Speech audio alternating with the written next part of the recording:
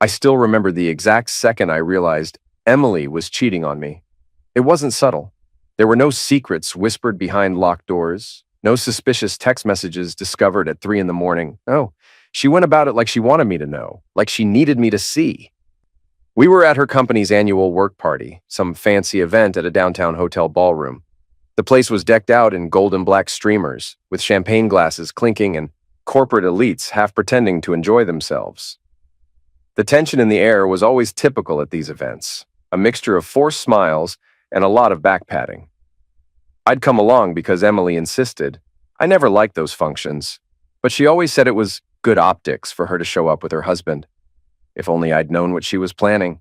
From the moment we walked in, I felt a shift. Something was just off. Emily spent the entire cab ride fiddling with her phone, ignoring small talk, ignoring me. Then we stepped into that ballroom, and she instantly lit up, smiling in a way she never did at home anymore. She'd gotten distant over the last few months. Lots of late nights, work trips, and a constant swirl of secrecy around her phone. But I never had proof. I just had a gut feeling that kept me up at night. Tonight, though, that feeling was a 5-alarm siren in my head. We made our rounds, and the tension ramped up a notch when we drifted toward the open bar. That's when I saw him. Brad, a self-absorbed finance bro, the new hotshot in Emily's department, with an expensive watch that glinted every time he raised his glass and a handshake that screamed, "I'm trying too hard to impress you." He was tall, with a muscled frame that his tailored suit couldn't fully hide. I'd heard his name before. Emily had mentioned him here and there, but always in a dismissive tone, like he was just some coworker she barely tolerated. In reality, the way she walked up to him, that smile crossing her face, well, that told me everything. He turned toward her, and his eyes swept over her body in a way that made my fists clench. She leaned in, laughed, touched his arm, just like that. Then, right when I was starting to step forward, she motioned to me with a casual wave of her hand. The moment was awkward, like she'd forgotten she had a husband, or maybe she just didn't care. "Hey, babe," she said, spinning around, hooking her arm through mine. "This is Brad. You know, the guy I told you about, the MMA fanatic?" Brad smirked and offered his hand. "Good to meet you, man," he said. "Emily tells me you're into boxing or something. Maybe we can compare notes." The challenge in his voice was obvious. The way he looked me over, the way his lips curved into a smug smile, all of it practically screamed I've already won. Her nails dug into his sleeve a little too intimately. I noticed, and so did everyone else in our circle. I tried to suppress my anger, tried to act clueless, but it must have shown in my eyes. Brad grinned, refusing to let go of that cocky expression. Emily kept her hand on him, and when she smiled, it was sharper than I'd ever seen. "Oh, babe, don't be shy," she teased, tossing her hair over one shoulder. "Brad's really good at MMA. You guys could be like sparring buddies." "Right, Brad?" He chuckled, putting his drink down on a nearby table. A few of Emily's coworkers, sensing a show, slowly inched closer. "That's not a bad idea," he said, "but I gotta admit, I like a challenge. And I'm thinking your husband here might not be up for it." I could feel my heart thudding in my ears. "You want to find out the hard way?" I asked, forcing a calmness into my voice that I didn't feel. He took off his suit jacket and rolled up his sleeves, revealing corded forearms. "Let's see if that boxing of yours is worth a damn." It happened quickly. People started murmuring and forming a loose circle. Emily stepped back, sliding against the crowd, a sly smile on her face. For a split second, I remembered all the nights I'd spent at the gym, working the punching bag, sparring with guys bigger than me. Brad had no idea. He threw the first punch, a wild swing aimed at my jaw. I slipped to the side, letting him stumble past me. A few onlookers laughed. A couple started cheering. Brad's cheeks went red. He turned, tried a second swing. This time, I caught his wrist, twisted it just enough to send a spike of pain up his arm. I could see the shock on his face. He was a half-decent fighter, but powered entirely by ego. He hadn't expected me to be any good. "Come on, babe, don't embarrass him," Emily said, loud enough for everyone to hear.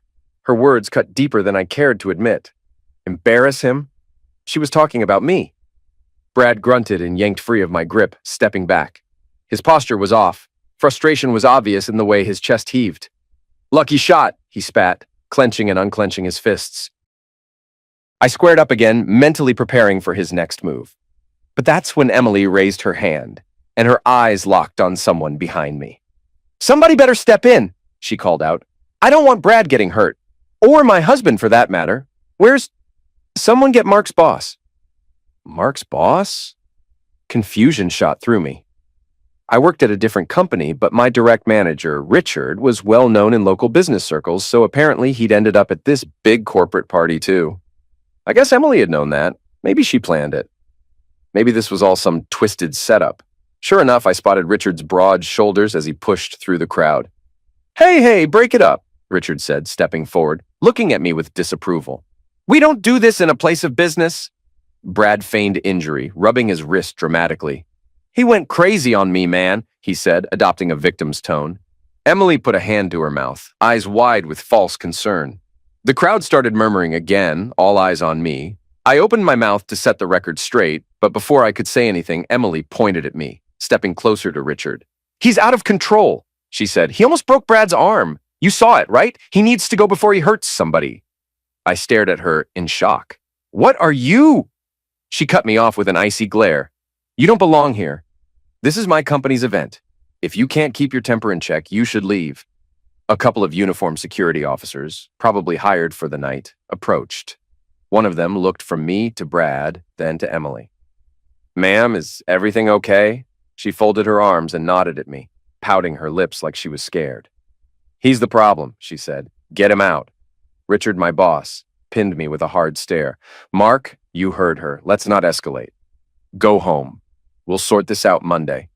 I swallowed hard, rage boiling under my skin. How dare she pretend I was the aggressor? My fingers curled into fists at my sides. I'm not going anywhere until you tell the truth, I said through clenched teeth. Brad stepped forward, smirk reappearing. Listen, man, you heard them. It's better for everybody if you leave now. His tone was infuriating enough, but it was the scorn in Emily's eyes that did it. She was watching me like I was garbage. I saw her tilt her chin at one of the security guards, and that was all it took. Suddenly, arms wrapped around me from behind. I tried to shrug free, but another guard took me by the shoulder. The crowd parted as they started dragging me away. Their grips were rough, twisting my arms up behind my back. I grimaced at the pain, but I didn't cry out. You think you can throw me out? I snarled at the closest guard. I tried to jerk free, adrenaline spiking, but they were big guys, and they handled me like an unruly drunk. The next thing I knew, I was shoved forward. My ankle banged into a chair, and I nearly went down. I heard Brad's mocking laughter from somewhere behind me. Move! One guard said, gripping my arm so hard I felt my joints protest. Anger roared in my chest, and I shoved him back. He staggered, but the second guard cracked me in the rib with an elbow. It wasn't a full punch, but enough that my eyes stung with pain. Next thing I knew, one forced my arm behind my back again, and they carried me a few steps. Get off me! I barked, but it was no use. A few onlookers gasped or laughed. I saw people filming with their phones.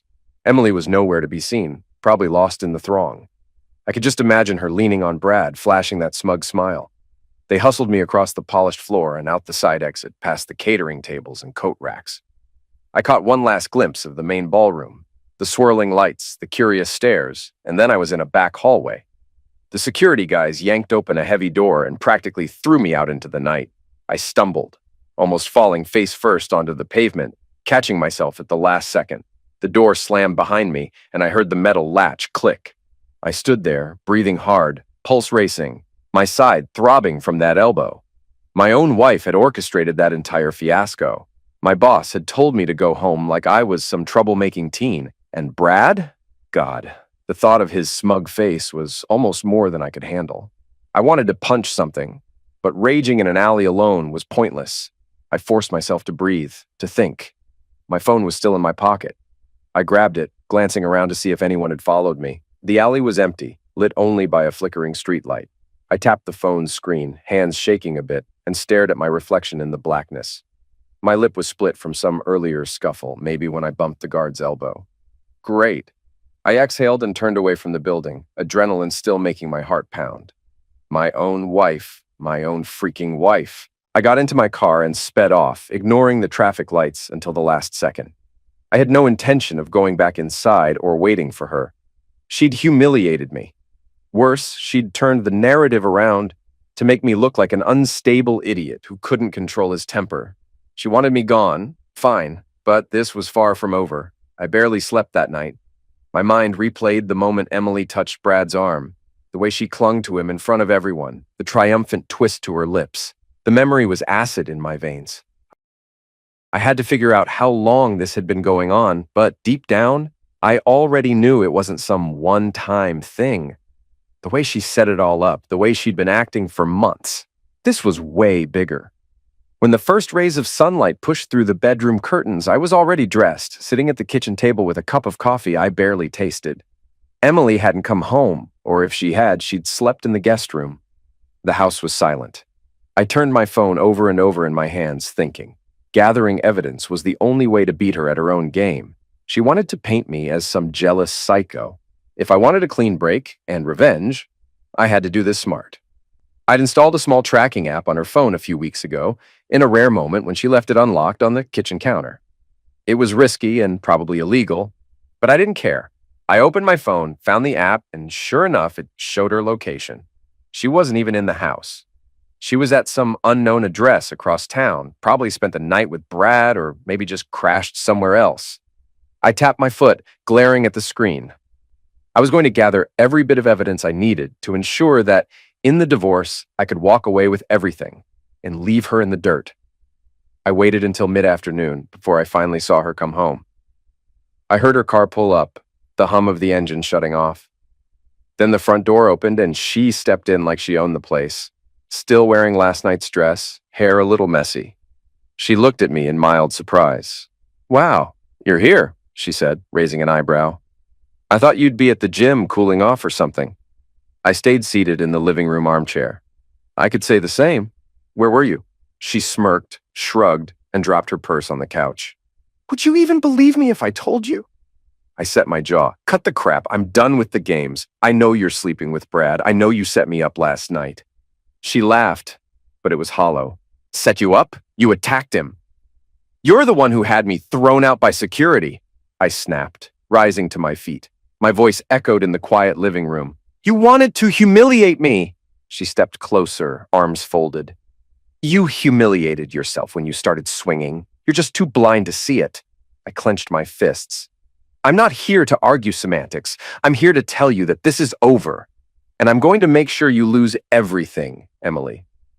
Her eyes flickered with a mixture of fear and defiance. "Oh, please. I've got enough dirt on you to—" I cut her off with a short, humorless laugh. "Dirt on me? I don't think so." She didn't know about the tracking app or the data I'd begun collecting from her hidden burner phone. Her eyes narrowed like she was picking up on the confidence in my voice. She inhaled, probably ready to hurl an insult, but I held up a hand. "You know what? We'll continue this later. I've got an errand to run." I brushed past her on my way out, ignoring her glare. Rage still simmered in my chest, but I kept it bottled up. I had a plan to execute, and losing my temper here was not part of it. Besides, I was still raw from last night's fiasco. If I stayed any longer, we'd just end up screaming at each other. The next few days, I worked meticulously. I documented everything. Times Emily left the house, addresses she frequented, phone calls she made. I took screenshots of her texts. She was careless enough to let the phone lie around while she showered, and I snagged it for 2 minutes, sending the screenshots to myself. Everything pointed to the same story. She and Brad had been hooking up regularly, meeting at hotels, skipping off during lunch breaks.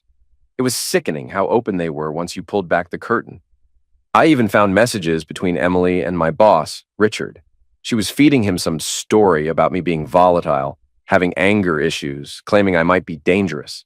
She was covering her bases at work, probably laying the groundwork to sabotage my position, maybe get me fired so I'd be powerless in the divorce.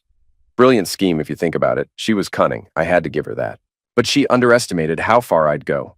I'd decided that the next time she met Brad, I'd show up, confront them with divorce papers, and end it on my terms. I reached out to an attorney, paid him extra for expedited paperwork, and had a stack of official forms in hand within a week. Everything set. I got the notification on my phone mid-morning, just like I predicted. Emily was heading toward the usual spot, a boutique hotel downtown with discreet parking. My heart hammered, adrenaline surging. This was it. I told my boss I needed the afternoon off. I didn't bother with details. Grabbed the folder with the divorce papers and drove over. I parked a block away and waited until the little dot on my tracking app stopped moving. She was inside now. Sure enough, a minute later, I saw Brad's black BMW pull up.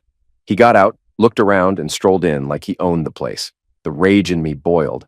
I let them both get settled, then headed across the street. At the hotel's front desk, the bored-looking clerk gave me a second glance. I considered bribing her for a room number, but I caught a glimpse of the elevator panel lighting up as some tourist pressed the call button. On a hunch, I followed him onto the elevator, then hopped out on the third floor, wandering the halls quietly. Sure enough, at the far end of the corridor, I spotted Brad stepping out of a corner suite. He didn't see me. He was too busy texting on his phone, probably telling Emily he was there. My heart thumped. I ducked behind a service card. Brad knocked on a room door. Emily cracked it open. The next moment, he slipped in, and the door shut. I clenched my teeth. This was it. No more illusions. I walked briskly down the hallway, ignoring the pounding in my head. The door read 312. I raised a fist and hammered it 3 times, the sound echoing off the walls. I heard muffled voices inside. Then Emily's voice. "Who is it?" I said nothing. I just waited. The door opened a crack, and I shoved it the rest of the way open. Emily stumbled back with a gasp. Wearing only a tight-fitting blouse and a short skirt, her hair disheveled like they'd been fooling around. Brad stood behind her by the bed, eyes wide, shirt unbuttoned, stubble shadowing his jaw. "What the hell?" Emily yelled, regaining her balance. "Are you insane?" Brad squared his shoulders. "Dude, you got a problem?" I let out a short laugh. "Damn right I do." I reached into my inside jacket pocket and withdrew the stack of papers. I shoved them at Emily. She swatted them away, and they scattered across the carpet. The top page read, "Petition for dissolution of marriage," in bold letters. "Congratulations," I said, voice dripping with sarcasm. "You're free to screw him all you want now. Just sign on the dotted line." She looked at the scattered sheets, face pale. You brought divorce papers?" Brad rubbed the back of his neck, stepping forward like he was going to block me from Emily. "Hey man, calm down. You can't just barge in here. You want trouble?" My blood was pounding. This was my moment. For a split second, I wanted to break his jaw. Instead, I slapped him across the face hard. The crack of it exploded in the small room. He staggered sideways, slammed into the dresser, and nearly fell. Emily shrieked, "Mark, what the hell are you doing?" Brad blinked, then tried to come at me. He got as far as one step before I planted a stiff palm on his chest and shoved. He sprawled back, head hitting the wall with a dull thud. His eyes were wild with surprise and pain. One hand rose to the side of his face where I'd slapped him. I pointed at him. "Don't even think about it," I hissed. "If you step up again, I'll ruin more than your face. I'll ruin your goddamn life." Brad bared his teeth but didn't move. He must have seen something in my expression that stopped him cold. Emily rushed over to him, hand on his shoulder, turning back to glare at me. "You can't do this! You'll go to jail!" "I don't care," I muttered. "If you think I'm joking, try me. I've already got all the evidence I need. Pictures, text messages, hell, video from the last hotel you two scumbags visited. I could blow this up at your workplace, Emily, or maybe send it to your mother. Should I do that?" Her face contorted in fury. "You're out of your mind. You're not the man I married. This is insane." I smirked. "Maybe, but it's the man you created." Brad tried to stand, leaning against the dresser. I snapped my gaze to him. "Stay down. This isn't a discussion." He paused, then sank back against the wall, chest heaving. It was clear he was tough, but he was also a coward who'd never faced real consequences. Emily dropped her hand from Brad's shoulder and pointed at the messy stack of divorce papers on the floor. "Fine," she spat. "Get out and I'll sign them. Happy?" I leaned in, lowering my voice, letting my anger show. "No, I'm not happy. I'm furious, but the sooner I'm rid of you, the better." I kicked the doorstop aside.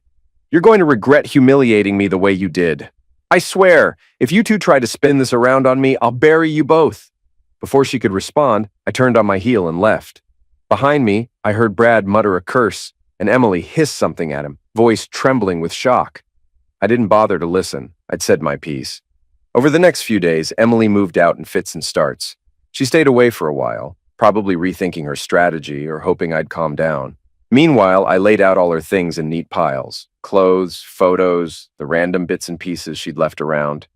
I was done playing nice. I arranged for movers that specialized in quick transitions. My attorney told me that legally I couldn't just throw her stuff out on the sidewalk, but I could certainly pack it up and have it delivered to her, especially if I gave her fair warning. So that's exactly what I did. I phoned her mother, Linda, a week prior. "Linda," I said, forcing politeness, "I'm moving Emily's things out. I'll have them shipped to your address. She can pick them up from there or figure out her next move. That's between you two." Linda was outraged. She'd always been protective of Emily, always quick to blame me. I expected the blowback, so I just calmly repeated that the marriage was over and I had no obligation to store Emily's belongings in my home. The conversation ended with Linda screaming, "You'll regret this, you worthless excuse for a husband," before slamming the phone down. Whatever. That was the final piece in place. The day I hired the movers turned out to be the day Emily decided to show up with reinforcements in tow. I'd already had half her stuff packed into boxes on the lawn: couches, tables, boxes of clothes. A moving truck sat in the driveway, ramp open. Two guys were hauling out a dresser. I was on the porch, watching them work, making sure everything went according to plan, when I heard a car screech to a halt out front. It was Emily's sedan. She practically jumped out of the driver's seat. Her mother, Linda, flung open the passenger door, and climbing out of the back seat was none other than my boss, Richard. Yes, the same one who got security to throw me out of that party. A sick sense of amusement flickered through me as I watched them march up my front walk, expressions ranging from furious to disapproving. "What the hell is this?" Emily demanded, gesturing at the boxes. "You're tossing my belongings outside like trash?" I folded my arms. "No, I'm sending them to a new address, as we agreed." "We never agreed to this," Linda hissed. "You can't do this to my daughter!" She stomped up onto the porch, nearly bumping into me. "Show some respect, you degenerate." Richard stepped forward, adjusting the collar of his dress shirt. "Mark, let's handle this civilly. You don't need to cause a scene. Emily told me everything you've done, how you attacked Brad, how you've been threatening her. This is unacceptable." I laughed, a cold, mirthless sound. "Threatening her? She's lucky I haven't pressed charges for adultery and defamation. As for you, Richard, you want to talk about unacceptable? You humiliated me in front of half the city, calling security on me like I was some drunken idiot." He bristled. "You're the one who was fighting. You're the one who can't control his temper," Emily chimed in, her voice trembling with rage. "You're still the same old hothead. This is exactly why we're done. If you could just be a normal human being, you cheated on me and humiliated me in front of everyone." I cut her off, my voice rising. "Don't pretend you're an innocent victim." Linda suddenly lunged forward, aiming to slap me. I caught her wrist midair. She tried to yank free, cursing under her breath. "Take your hands off my mother!" Emily shrieked. I shoved Linda back a step, not hard enough to knock her over, but enough to send a clear message. "Back off, Linda, you're on my property. I'm giving you one chance to calm down." Before Linda could respond, Richard tried to get between us. "That's enough, Mark. Don't make me call the police." I bared my teeth in a snarl, pointing a finger at him. "Call them. You're trespassing. I told Emily to come alone to pick up her junk. You and Linda have no business here." Emily looked like she wanted to claw my eyes out. "Don't you get it? Richard's here to mediate. I asked him to help sort this out. You can't just—" "I can and I have," I said, gesturing at the boxes. "I hired movers to deliver your crap to your mom's place because you sure as hell aren't staying here. That was the plan. Now get off my porch, or I'll have them load your sorry asses into the truck with your furniture." Richard stepped closer, bravado flaring in his eyes. "Stop this nonsense. You're acting like a child. You've always been a bit of a—" He never finished that sentence. I slapped him hard across the mouth. The sound was like a gunshot in the crisp afternoon air. He stumbled back, nearly losing his footing at the top of the porch steps. Emily screamed, "Oh my God!" Linda gasped, eyes bulging. "Mark, you're insane!" Richard wiped blood from his split lip, staring at it like he couldn't believe I'd struck him. "I'll have you arrested. Do you hear me? This is assault." I let out a derisive snort, stepping forward. My heart hammered, the adrenaline searing through me. "Go ahead and call. I'll tell them you and Linda forced your way onto my property after I asked you to leave. It'll be your word against mine. And the movers." I glanced behind me where the movers, wide-eyed, were hovering near the truck. "I've already told them you were trespassing, and if they back me up, that's all the cops need to hear." "You're a damn lunatic," Linda hissed. I cut her off by raising a hand. "Shut it, Linda. I'm done listening. You're the one who raised a cheat for a daughter." Then I turned to Emily. "Pack up your crap and get out. Don't come back unless it's through a lawyer." "Understood?" Emily's face contorted. "You're going to rot in hell for this," I shrugged. "Maybe so, but I'll be rotting in my own house, free of your treachery. Now get off my porch." Richard, still nursing his bleeding lip, tried to muster up some composure. "Mark, you're finished at the company. First thing tomorrow morning, I'm firing you. You hear me? You're a liability.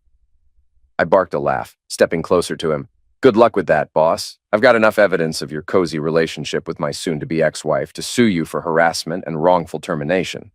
So, go ahead, try me. We'll see who's finished. Richard's face went pale. For a moment, nobody spoke. The tension was suffocating, a coil ready to snap. Then Linda grabbed Emily's arm. We're leaving. This is pointless. Emily sneered at me. Don't think for a second this is over. I'll find a way to get what I deserve. I locked eyes with her. What you deserve is in those boxes. I waved a hand at the movers who were finishing the last few loads. Now get the hell off my property. If I see any of you crossing the property line again, I'll grab my magnum and we'll see how brave you are then. Richard's voice cracked with fury. This isn't over, you piece of garbage. I'll have you blacklisted from every decent company in the city. You'll never work again. I shrugged. That's what you said last time. Do what you want. But if you set foot on my land again, I will see it as trespassing. And I can promise you I won't fight fair next time. Emily, Linda, and Richard turned away, half stumbling down the porch steps. Linda hurled one more insult over her shoulder, calling me a worthless bastard. I just stood there, arms crossed, watching them retreat to the sedan. The movers, pale-faced, continued loading the final pieces of furniture into the truck. One of them shot me a nervous glance. I nodded, letting him know it was all right. The next few minutes passed in silence as I oversaw the rest of the packing. The truck driver asked for Linda's address, which I provided. Then, as if on cue, Emily's sedan roared off down the street, Linda in the passenger seat, Richard in the back, all of them probably cursing my name, vowing revenge. I didn't care anymore. By the time the movers pulled out of the driveway, the sun was dipping behind the houses across the street. A deep calm settled over me. My porch was scattered with bits of debris, torn cardboard, some scraps of tape. I picked up a piece of bubble wrap, tossed it into the trash bin, and exhaled slowly. The house was now entirely mine. Empty, but mine.